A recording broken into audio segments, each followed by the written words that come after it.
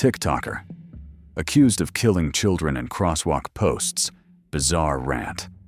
On March 29th, a horrific tragedy occurred on the streets of Brooklyn, New York, when an Audi sped through a red light, causing a devastating accident that killed 3 people and severely injured another. The driver, Miriam Yerimi, a well-known TikTok personality who advertises wig products, now faces 20 criminal charges, including manslaughter and criminally negligent homicide. On that fateful afternoon of March 29th, Natasha Sada and her 3 children, Diana, 8 years old, Deborah, 5 years old, and her 4-year-old son, were walking home after attending a service at a synagogue in Brooklyn. This was a familiar journey for the family, and they had safely crossed several intersections until reaching Ocean Parkway, a wide boulevard with multiple lanes. According to reports from prosecutors and witnesses, as the family was crossing at a signaled crosswalk and just steps away from the safety of the sidewalk, tragedy struck.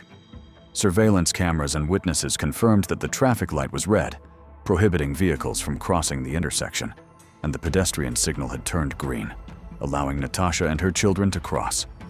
As the family was crossing Ocean Parkway, an Audi suddenly sped through the red light at high speed, collided with an Uber that was waiting to turn, and then directly struck the entire family.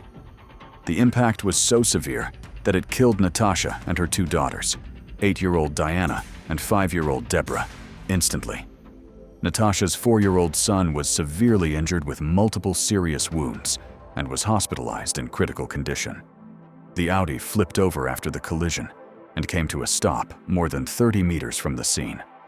According to data from the car's black box, at the time of the accident, the vehicle was traveling at approximately 68 miles per hour, about 110 kilometers per hour, in an area with a 25 miles per hour, about 40 kilometers per hour, speed limit. The data also showed that the accelerator was fully pressed and there was absolutely no sign of braking. After being cut out of the overturned Audi, Yerimi suffered only minor physical injuries, but exhibited strange behaviors and statements that prompted rescue workers to take her to Bellevue Hospital for psychiatric evaluation.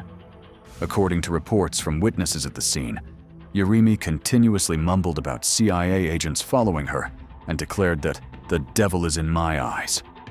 During her arrest, Yerimi made other unusual statements, such as, "The devil is in my eyes. I'm haunted inside. I didn't kill anyone. I didn't hurt anyone. Show me the evidence." She also repeatedly demanded to be uncuffed and introduced herself as a wig maker while requesting a CT scan of her eyes because she believed "the devil is in my eyes" and needed all tests done to get anything out of my body.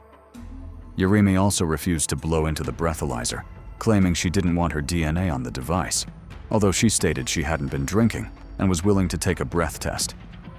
All these behaviors raised questions about Yerimi's mental state. However, there was no evidence that she was under the influence of alcohol or stimulants when causing the accident.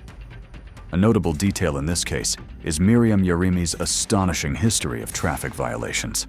According to the website How's My Driving NY, Yerimi's license plate, Wig Maker, with the number 8 replacing the letter A, had accumulated nearly 100 traffic violations in just the past 3 years. Specifically, from September 2023 to March 2025, when the accident occurred. This license plate had recorded 70 parking violations, 21 speeding incidents, and at least 5 instances of running red lights. More importantly, at the time of the accident, Yerimi's driver's license had been suspended, meaning she was not permitted to drive. According to records, Yerimi had paid over $9,000 in traffic fines and still owed approximately $1,500 for unresolved violations.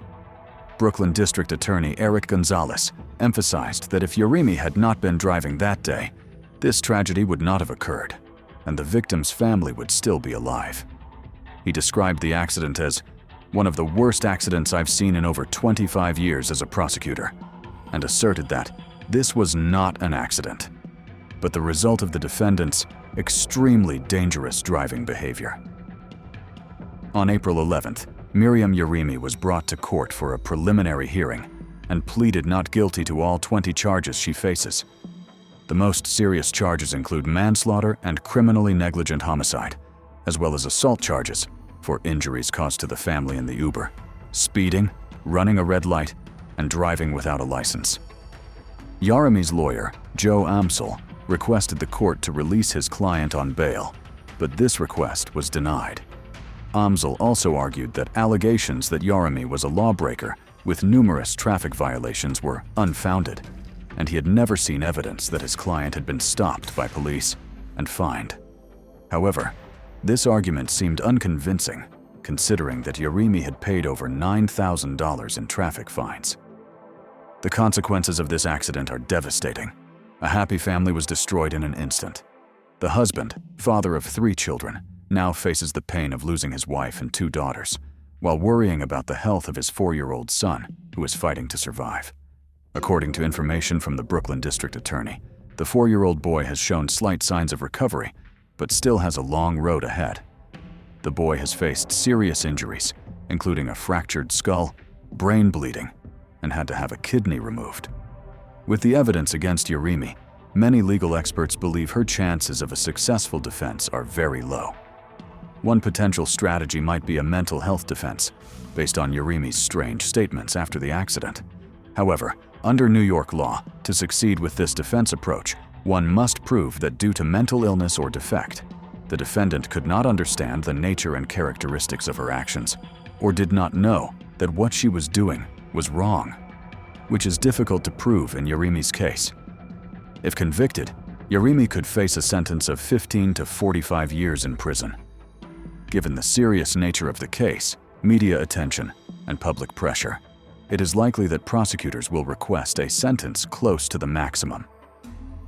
Yaremy is scheduled to appear in court next on June 11th.